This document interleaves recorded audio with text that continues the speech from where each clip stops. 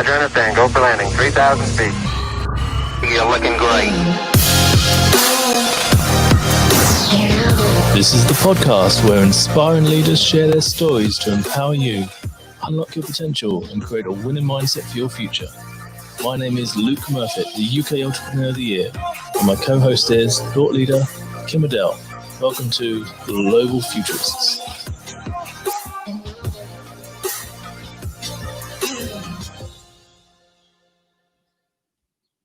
Good morning, and good evening, AnneMarie. AnneMarie's in Australia. This is Global Futurists. My name is Luke Murfitt, and today I want to welcome you to no ordinary Global Futurist. This is Global Futurist Down Under with AnneMarrie Cross, who is better known as the podcasting queen. How are you doing, AnneMarrie? I'm doing really well, Luke. Thank you. It's good to be here with you today. It's awesome. And, I'm really excited because we're a podcast and we're now talking to someone who has so much experience of doing podcasting and helping them along the way. And I just know that we've got so many tips, so many things that we can learn from. And can't wait to sort of extract some of that knowledge and understand exactly, what a good podcast is and what's lacking. And I hope you can help us. Also talk about the journey. Absolutely. Happy to share. Yeah, good. Let me just give a quick explain of who AnneMarrie is. She's the podcasting queen, title attributed to her, not self-acclaimed. And AnneMarieCross.com is her website.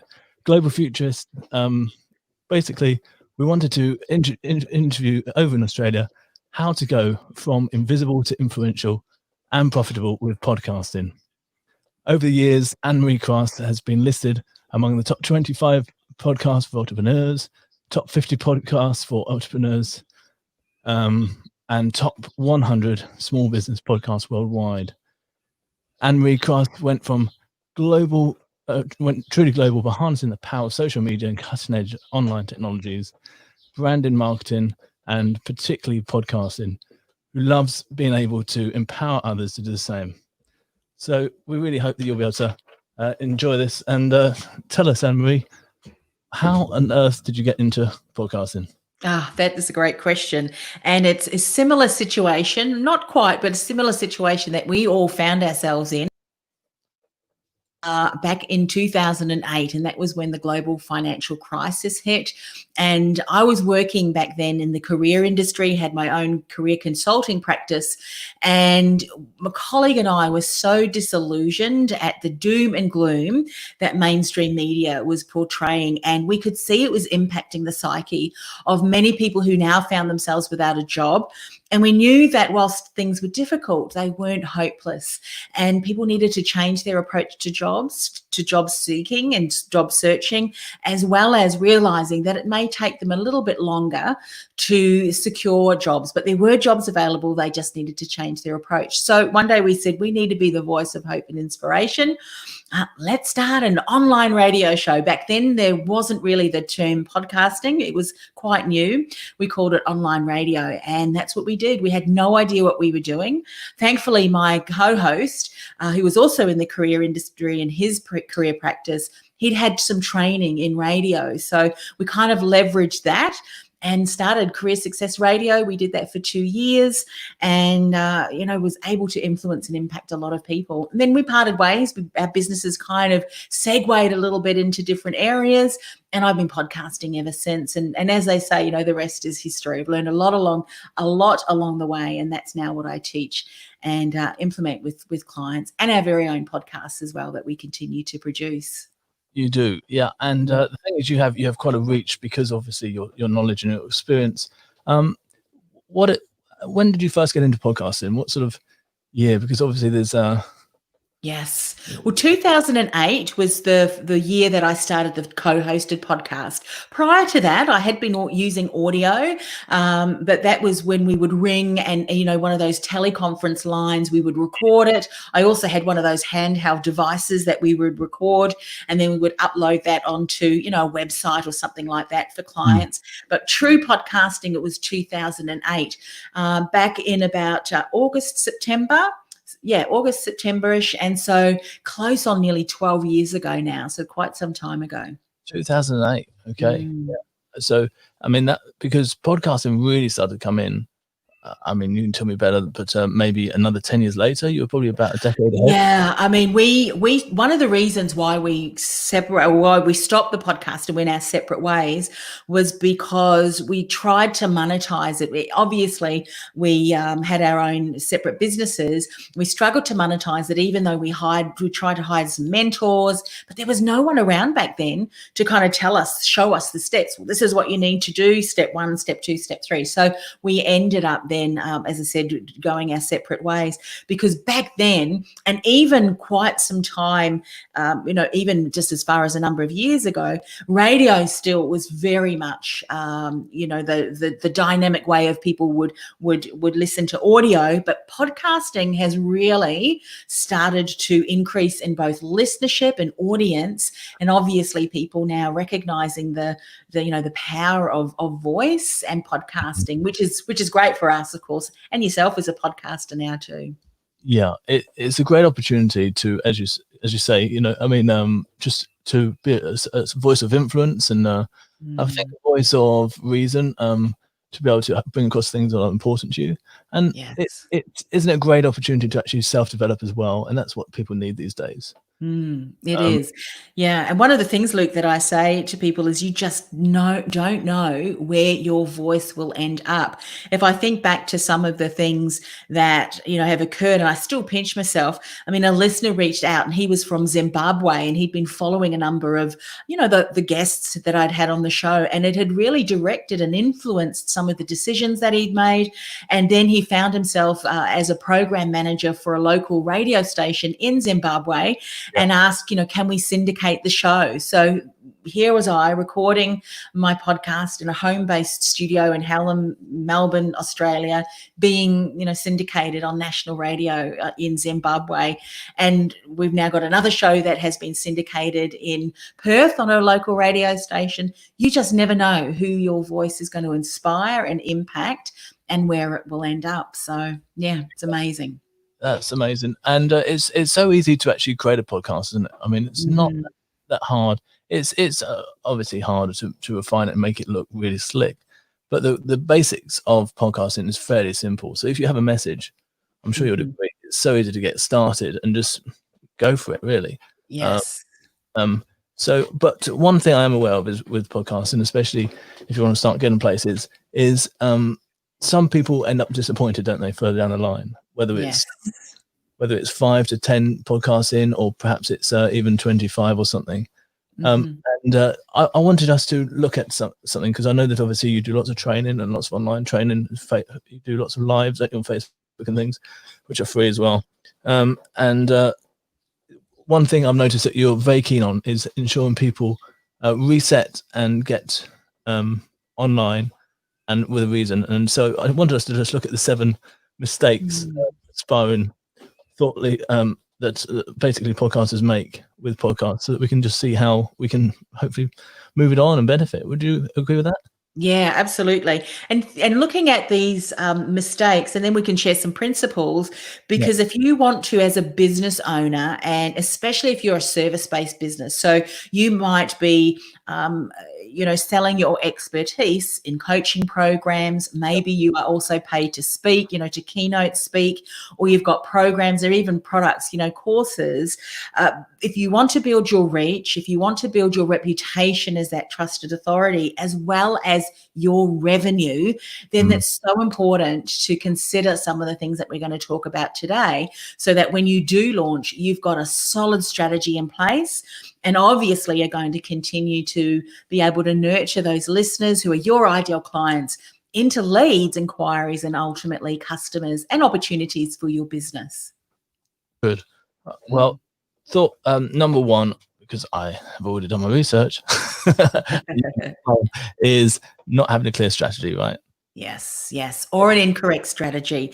And what I really encourage people to consider, and I always say to people, you need to start with the end in mind, because when you have a look at how you monetize your business, you need to have a strategy that's going to align with that and continue to nurture your ideal customer through the buyer's journey in the topics that you share and the guests that you invite on your podcast. And so just in the last couple of days, a number of people had said, look, I've started a podcast, I'm inviting guests on, and my ultimate goal, my end in mind, is to get affiliate payments from those guests. I'm also then going to build the audience and I'm going to get sponsors. However, these people, when you had a look at their business, their message of their business and ultimately what they sell, the guests that they had on the podcast had no real correlation to the main message of that particular host and their business. So there's a disconnect there in the message. There's a disconnect in the audience. If you're thinking that you're nurturing those listeners into leads, if suddenly the topic you're talking about on your podcast is completely different to the topic that you talk about in your business and with your ideal clients, it's going to be very hard to nurture those listeners into those leads. And so the clear strategy and the right strategy has to be determined by what's the end in mind. How do you monetize your business anyway, and let that be kind of like what leads you, what directs you to the strategy that you implement. If you want to be a keynote speaker, there's different aspects of your strategy that's going to be different, because your ideal audience member may be event coordinators or organizations who look for guests or who look for keynote speakers, as well as obviously audience. But, each audience is going to have a different requirements, likes and dislikes, and the content that you share has to be relevant to them. So it has to be a clear strategy and the correct one to suit your outcomes and unique circumstances in your business. So not having a clear strategy. I hope everyone's got the pen and paper ready, because these are some hot topics coming up. I tell you what, it can save you a lot of time, money, effort, and help you achieve much faster.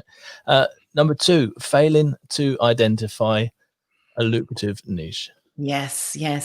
As we know in business, it's so important to understand your niche. And even more so, I think, now that we're having so much more or many more voices out there using and leveraging the podcasting space.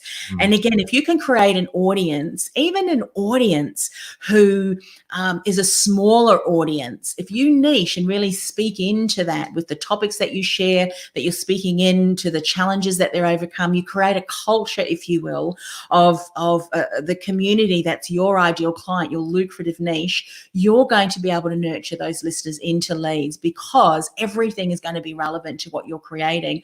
I say to people, create a community that has a common desire or a challenge, and then that should be really what you focus on in your content. You want to create a community that feels connected to what you're sharing, and you can't do that if you don't know who is my niche, who is my ideal client, and what is he and she struggling with. Create fans, passionate fans rather than followers, because the passionate fans, they'll be advocates. They will refer business, they'll refer business because they'll say, hey, you need to go and listen to this podcast. It's so relevant. And like-minded people hang out with like-minded people. And often this is difficult to do if you haven't clearly defined who is my ideal client. And it all starts with a lucrative niche. And hopefully your audience members and listeners are exactly the same as the people that you want to do business with down the track. Wow. Absolutely. I mean, it's what I'm sensing here is be focused, know what you're doing, why you're doing it. And it's all right. Number 3, let's get the next one. Unclear on their thought leader, brand, and or their message. Yes. And a principle around this is focus on building your reputation equity and not vanity-based metrics to monetize your message rather than, say, a sponsor's or an advertiser's. And I think also it's so important that we are clear on that first, because if we are not clear on that cut-through message where we want to be seen as that trusted authority, where we want to be seen as that go-to person, where people almost dub you you need to go and listen to Luke because he's the, what is that?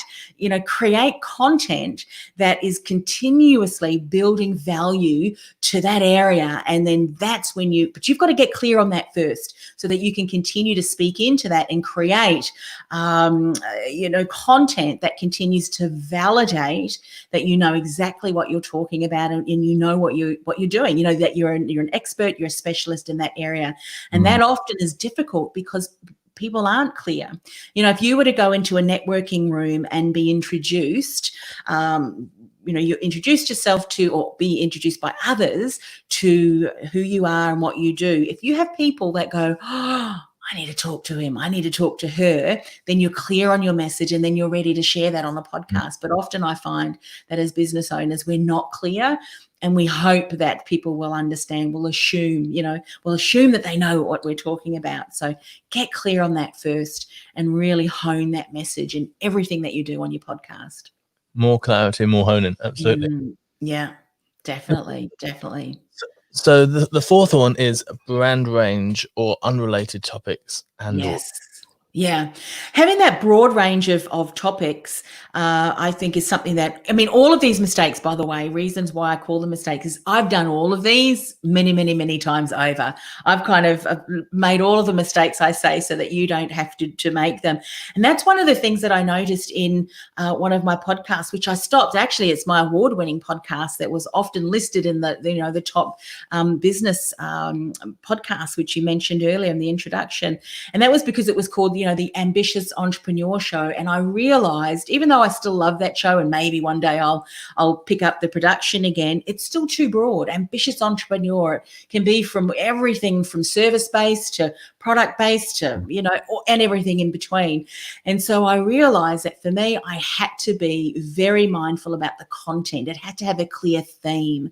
And so, even if I had guests that came on the show, I had to provide context as to why it was relevant for that specific theme. That's why I started Industry Thought Leader podcast, because I want to help people become that known, trusted authority. And so that's why it's so important, because, you need to refine that message. And that's why I always say to people, invest in refining your message before you invest in a microphone, because if you get that message correct, you're going to be able to cut through that noise, deliver exceptional value, and create that community of people who love what you do, and you're raving fans. But it starts with the message. Starts with that message and making sure that you've got related topics that really align and are of value to your ideal customer who you're building as the audience on your podcast. So just remind people again, the name of your podcast is Industry Thought Leader Podcast. Yeah, Industry Thought Leader Podcast. Yeah. Oh, great. Good. The fifth mistake that is often made with podcasts is off-brand podcast creatives. What does that mean? Off-brand podcast creatives. So the creatives are things such as your podcast name, the introduction, the outro, the music. All of those things create an experience. And sometimes but if you're not able to define what that experience is and how you want to make people feel, it's almost like creating an experience and an expectation of value. And if you're not clear on that, what that is, it's very hard to express across all of those creatives. When you look at music, you think of some of the themes of some of your favorite movies, or even some of your favorite even radio shows. As soon as that theme starts playing, all of a sudden it clicks, oh, need to go and listen to that, when you have ad breaks, right through to even some scary music, on it creates almost this experience, doesn't it? Like eerie music. Music can make such a huge impact into the experience that we create. That's why whenever I'm working with a client, we'll look at what their brand experience is and ensure that also comes across in the music that they select.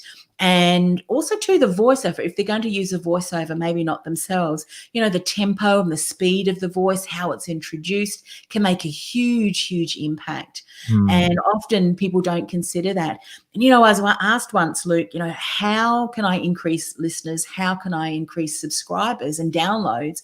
Well, it starts with the podcast name, because if it's confusing, and sometimes we get all creative and we come up with a name that we think just is absolutely wonderful, but when we share it, it's like, what is that about? I have no idea. So sometimes being creative is actually not doing us any favors. Challenges of your ideal client, so that they and I say they come for the title, they'll come for the content, they'll return for the host. But then once you've captured them with the title and they click to listen, the next thing that's going to meet them is the introduction and the music, and then the intro, which we'll talk about in a moment. All of those things, once you have delivered real value and you've connected and engaged with your audience, is just one more reason why they'll stay and listen and be compelled to want to learn more and to come back and subscribe or not.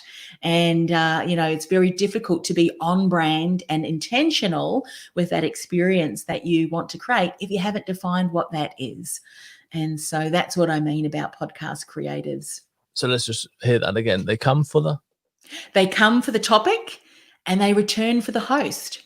And it's an example that if you think about some of your favorite show hosts, even TV hosts, and you look at Oprah, she brings, when Oprah was still, producing, I mean, she's now obviously her own network, but she would invite guests to her show, her television show. She was not necessarily sharing expertise, but she was interviewing, and people, really loved just the culture that she was creating, the style that she, was able to interact with her guests. And that's why people would come back. And so she created a community of people who loved the content and the message, but also who really resonated with her style. And that's what will happen. So you might have a podcast that is talking about a topic or even a theme that many other people speak into. But the difference is how you relate to your audience, how you engage with guests, if you're going to have a podcast that has guests, as well as your own story and the challenges that you overcame, and how you tell that story and how you relate to people.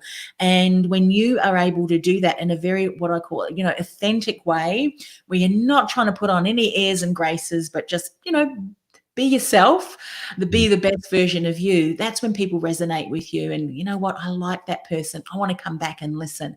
And I actually asked this on LinkedIn. I said, I mentioned that what I just said to you, Luke, they come for the topic, but they return for the host. And that is because people love the way that you create the experience, and how you interact and engage with your audience and the guest. And someone said to me, you know what, you're actually right. I never thought of it that way. I subscribe to a number of podcasts, and when podcasts are released, I'll go, I'm going to listen to that one first because I really like that host. That's what happens, when you capture that. Sure. Yeah. Right. So that's Off-Brand Podcast Creatives. Number 6, and by the way, a 5.1 or 5.5 is have your phone on silent. I don't know if you just heard, but my phone rang.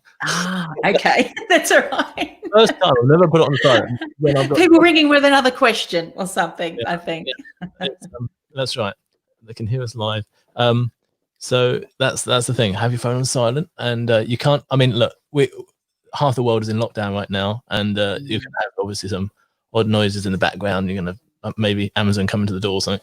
You can't avoid those, but I think where you can, do what you can. Yeah. You've got to just go with the flow. Once you've pressed record, especially if you're live streaming like you are today, you've just got to go with the flow. Yeah, that's right. No, the live is quite interesting, and then obviously it goes on to Apple Podcasts later and things. Good. Number 6, uninspiring, i.e. boring show introductions. Yes. Those people that go on and then tell you what they're going to go on and on about before they even share with you what they're going to learn from the podcast. Now, I don't know about you, Luke, but I know that, and many other people as well, we've got limited time during the day, don't we, to what are we going to focus on? What are we going to put our attention on? And so if you don't capture someone's interest from the get-go, especially if we think of adult learners, if we don't know what's in it for us, what am I going to walk away with? What am I going to learn? If that doesn't grab our attention straight away, then we're out of there because we've probably got 101 other things that is vying for our attention.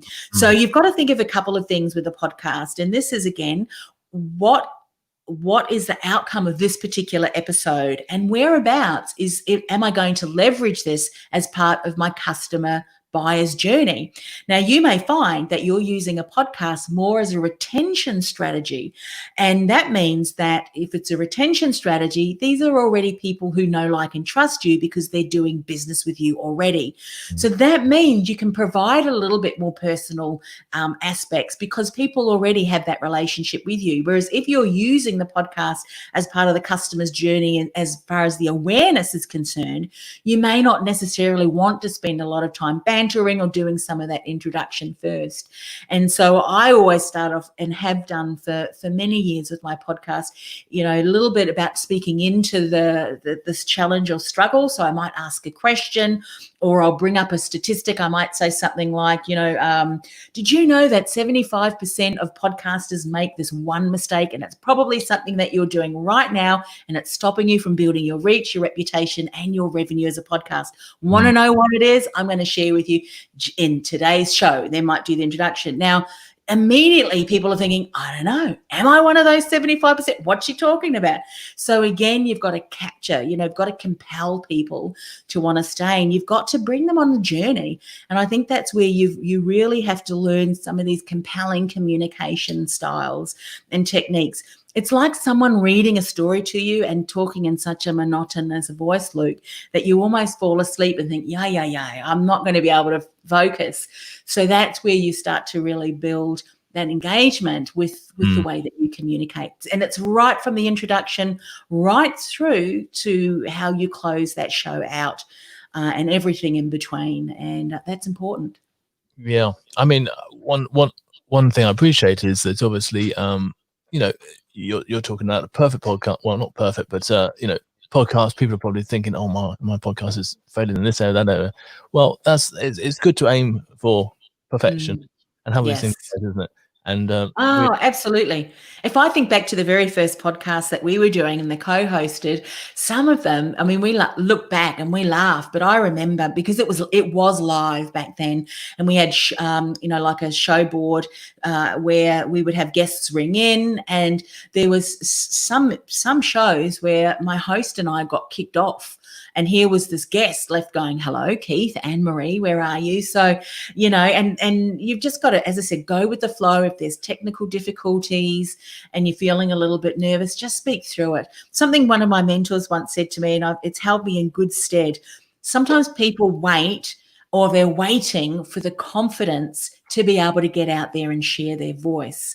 Rather, use courage. Have the courage to take one step, do one show, then the courage to do another, and then another and another. And before long, all of those things that you were worried about are no longer relevant because you're actually been doing that. When I started my very first show live streaming, I pressed the wrong introduction music. And, I went, whoops, wrong introduction. Let's do that again. Kept it all as part of the live stream, obviously cut it out, the audio version. And the reason was these things happen. And sometimes it's those bloopers. Sometimes it's, those little mistakes that you make that shows people that you are vulnerable. That's fine. It's like bloopers, at the end of a movie. I love watching them because you get a snapshot of the actors and just how they are in their natural style, So I love that. So show a little bit of vulnerability because it shows that you're human, So, yeah, don't let perfection get in your way. Just get out there and share your message. No, very good. Well, the seventh and final one of the 7 mistakes that can often be made is ineffective calls to action. Yes. This one has to really do with, again, nurturing those listeners into leads and ultimately inquiries and customers. And often the call to action for podcasts is, and there's nothing wrong with this, of course, but there's a better way. So we might say, well, if you like the show, please subscribe to the podcast, leave a rating, share it with your colleagues, share it with your friends. I would much rather speak to those people who have listened to the show.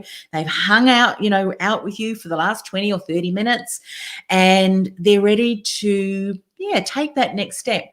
Invite them to a further resource. And that's why I always say in my, the tactic that I teach and that we use is create a podcast series, a special series that's your thought leader series, where you're nurturing by sharing, you're educating, you are engaging, and you're also seeding and leading, into some of the expectations of what it would be like to work with you through case studies and other things, your expertise.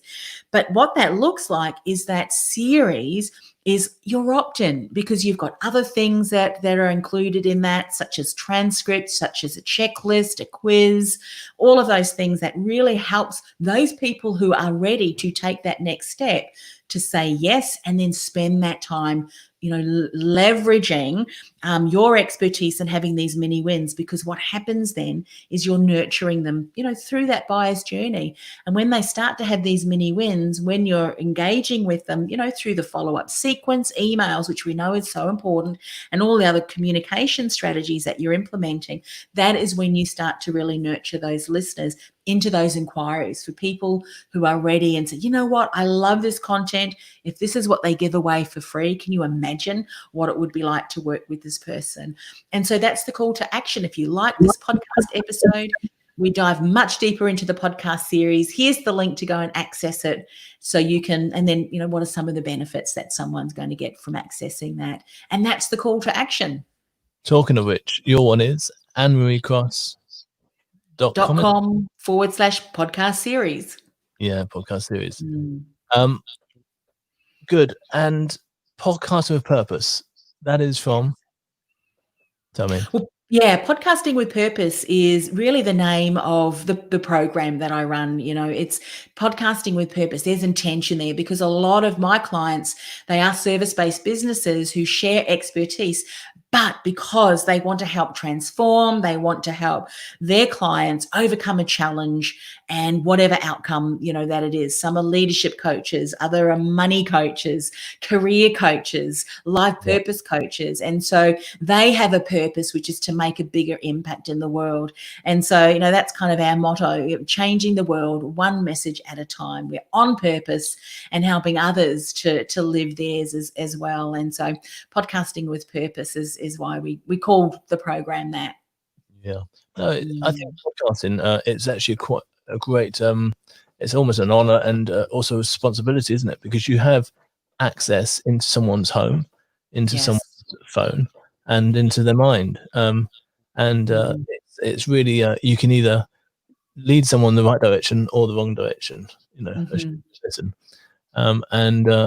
I think therefore it is a responsibility to be able to send that message out right, and to be, to really sort of deliver. If you say you're good at that, make sure you are good at it.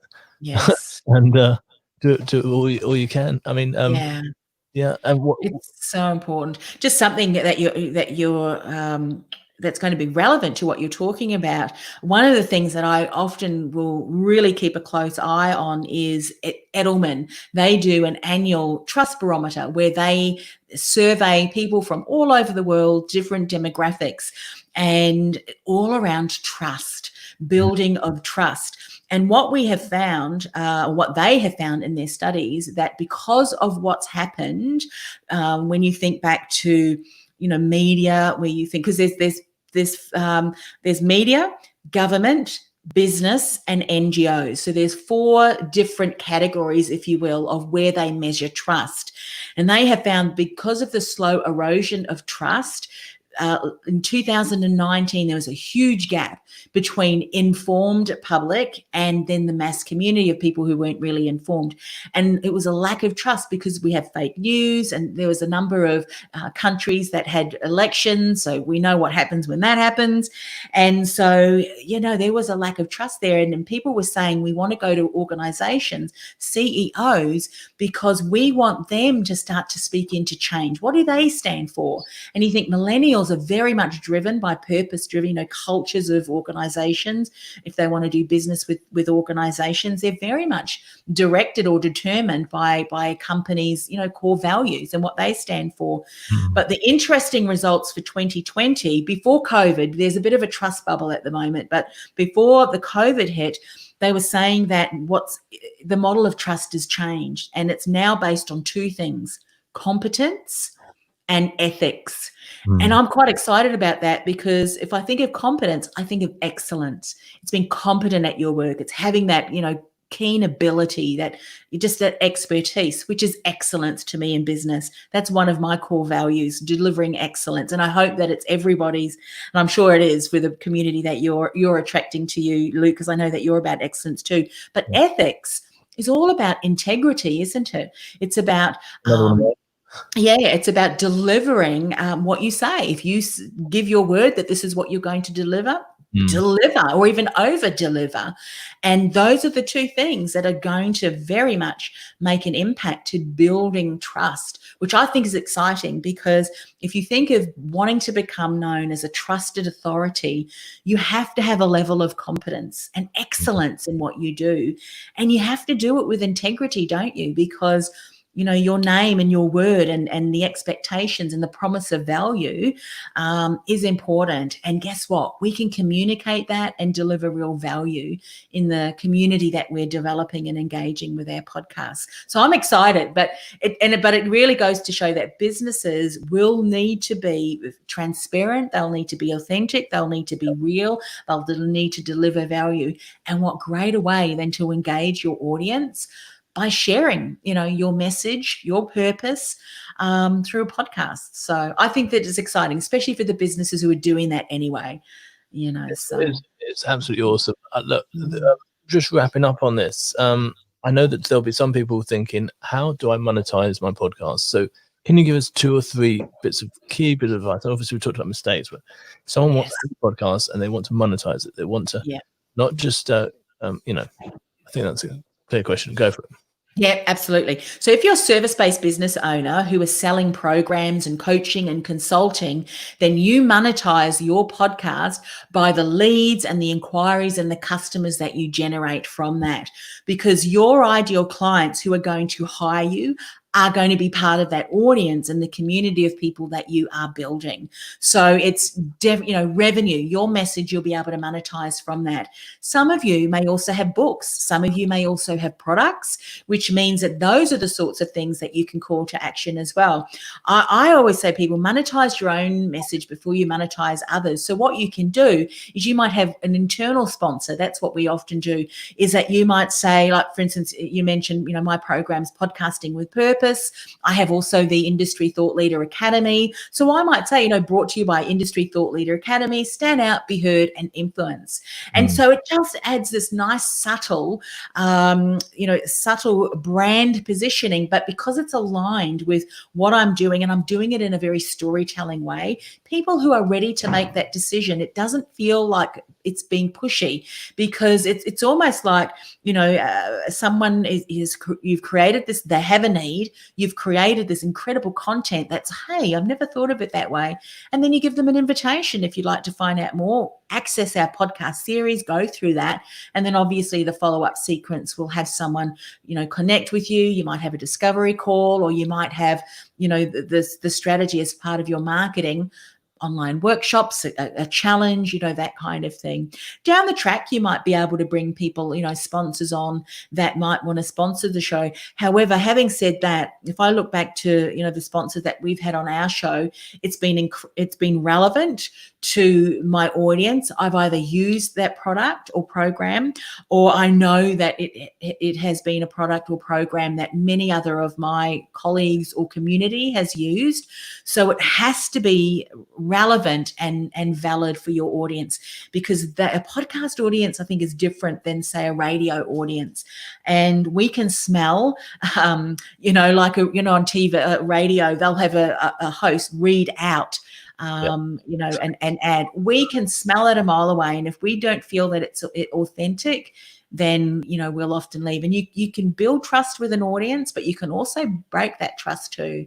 So just be mindful of that. But I would say monetize your own message, because you're building an engaged community of people who are going to be your ideal clients, or refer you to your ideal clients. I've had people that I've interviewed, on my podcast who've said to me when we finished and I've hit record and I said, that's a wrap. Have you got 5 minutes? I go, sure. And they go, we'd like to work with you. How do we do that? And it's turned into a sales call. And not just because of that interview, but because of the relationship that I developed with that person, how we interacted with them. They did a bit of research. I sent them information. They read up about me. Then they had this experience. And so you just do not know where your next client will come from. It might even be one of your guests if you do it strategically and you've got a good, strategic guest onboarding system in place. So you just never know, but you have to be on purpose and intentional. That's awesome. And yeah, I think to monetize, you see, the obvious way for people would be thinking, well, let's get sponsorship or let's get an advert. But I think an advert, gosh, I think it's got to be a pretty big following of a podcast for people to Yes. an advert, right? Yeah. Because even then, it always comes at the wrong time. Yeah. And let's face it, I mean, you said something earlier, and I totally agree. And that's where if you've got someone who is listening to you, I mean, you've invited them into their home, they are listening to you. And there's a level of engagement that I don't know of any other medium of communication that will enable that deep level of engagement. Now, you'll break that trust if you follow what I call it an outdated mode of sponsorship and advertising. And I know a lot of radio people will probably go, AnneMarrie, but it's true. I mean, because their model is let's create this massive audience who are really not a niche. They're not really that niched. And we're just going to, throw ad after ad after ad. Now, I don't know about you. There's actually a term. I don't know what it's called. But we almost switch off, don't we? Even ads on TV. My husband might say, oh, did you watch that? I have no idea. I switch off, even subconsciously. And so as soon as you start to break up your content in your podcast because you want to put in this jingle and it's an ad, you immediately break rapport. And I know that I've been on Facebook and I've watched a video, and when you get that little counter that says an ad will start in 15 seconds, doesn't matter how good that ad is, I'm out of there. I think, no, you're not going to grab my attention that way. It's interruption, and we just don't like it. That's why how many of us have turned away from paid from free TV. I would much rather pay Netflix, my $14 or $15, whatever it is, to be able to watch content when I want, how I want, without being bombarded with ads. And I'll pay for that. And so don't follow on a podcast that old, outdated sponsorship and advertising. If you do want to have advertisers and sponsors, it has to be brought to your audience in a storytelling kind of a way, and a product or a service that you're using and that you will stand by. There's a whole strategy around that. But yeah, monetize your own message before you monetize someone else's. That's amazing. Yeah, good. Well, I mean, personally, I've got a lot from it, and I've already knew your things as well. I know people can find you on Facebook. How they find you on Facebook? Yep, AnneMarrie Cross. Just find me there, or AnneMarrie Cross Branding. We've got a community there, and I believe you're part of that too. It's called Podcasting with Purpose. That's where, we have our intensives, a 5-day intensive once a quarter. And so we kind of go through some free training. And for those people who think, yep, I'm ready to launch a podcast that I really want to build out, then we have our program, the immersive, that also happens too. But yeah, Facebook, LinkedIn, AnneMarrie Cross. So love to connect. Your podcast? Yep, industrythoughtleaderpodcast.com. Awesome. Well, I don't know about you, AnneMarrie, but it's been a pleasure having you on Global Futurist. I really thank you for that. And I'm sure as we continue the journey of Global Futurists, that we will be refining and setting our direction, and listening to things like this really helps. I want to thank you for that, and I'm sure the listeners too, to really hone in. And a final message would be, if you have a message and you want to share it, or you want to create a business or enhance yourself, then podcast is a great way to go. And obviously, that's really, really good. Fantastic. Yeah. Thank you for your time, AnneMarrie. It's been really great. And to our listeners and those who watch us on YouTube, we say thank you, and we look forward to seeing you next week on Global Futurists. Thanks, AnneMarie. Thanks, Luke.